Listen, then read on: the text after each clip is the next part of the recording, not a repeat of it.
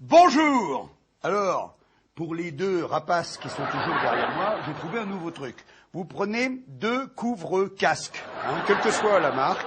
C'est comme pour les oiseaux, les éperviers, quoi, les chasseurs. Tu fais ça, t'es tranquille.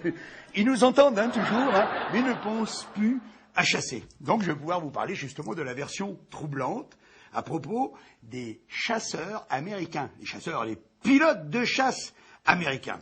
Là-dedans, c'est très précis, on nous dit, attention, qu'à 8h13, entre 8h13 et 8h14, il y a un avion qui est détourné, on le sait, Ah oui, on le sait par un message radio, je regarde mes petites notes, L'avion l'a coupé son transpondeur, c'est interdit complètement, puis surtout, il a changé d'itinéraire, C'est un avion, il allait sur l'est, tout d'un coup, clac, à angle droit, il coupe et il fonce sur New York, Attention. Bon, 32 minutes plus tard, le premier avion, comme on l'a tous vu, frappe la première tour. 32 minutes, c'est énorme. Là, aucun chasseur ne décolle. C'est quand même un petit peu troublant, tu vois, parce que le chasseur décolle normalement automatiquement. Ils sont prêts 24 heures sur 24. Le chasseur, faut savoir, quand l'avion quitte la piste, 2 minutes 30 plus tard, il est à 9000 mètres et il vole à Mach 2, 2400 km/h. Donc, entre 6 à 10 minutes, il est auprès de n'importe quel avion de ligne qui se traîne, tu vois. Ah ben, le chasseur, il arrive, il peut parler carrément en articulant bien, il est en visuel, tu vois, avec le pilote, il peut lui faire, c'est quoi votre problème, vous avez changé de direction, et de la famille, peut-être dans le coin, tu vois, il y a quelqu'un qui a oublié sa brosse à dents, c'est complètement interdit, c'est super dangereux, il y a plein d'avions qui volent, et puis il pourrait se rentrer dedans. Bon, admettons.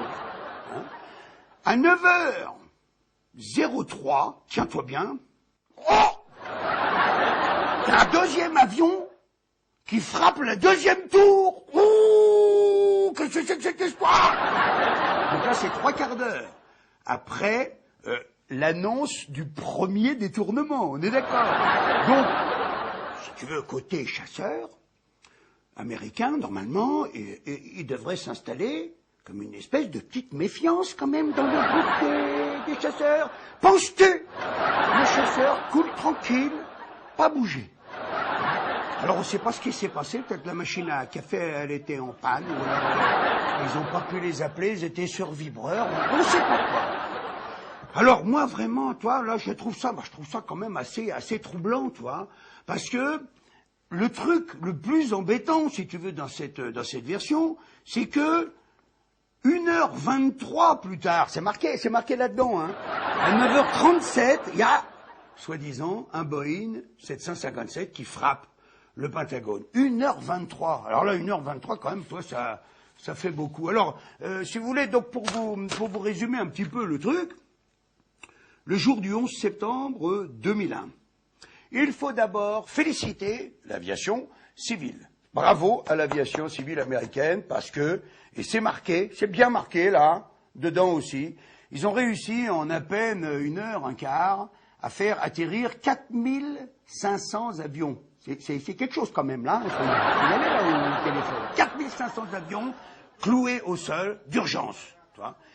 En revanche, les militaires, ce jour-là, les militaires de l'armée la plus puissante du monde, n'ont pas réussi à faire décoller un seul chasseur. C'est quand même troublant, ça, non? Mais enfin, rassurez-vous, il y a quand même une morale dans tout ça, c'est que tous les militaires qui n'ont pas fait, donc, décoller les chasseurs, ils n'ont pas été punis, ils ont été promus. Ils auraient dû être punis normalement, mais ils ont été promus. Voilà mes amis, ce que je voulais vous dire. La semaine prochaine, ne manquez pas la semaine prochaine parce que je vais m'adresser directement à Barack Obama. Donc ne manquez pas. Et puis surtout merci pour tous les encouragements que vous m'envoyez. C'est très très gentil. Je suis un petit peu seul dans cette histoire, donc ça fait super plaisir. Et puis souvenez-vous que plus vous êtes nombreux, plus je suis fort.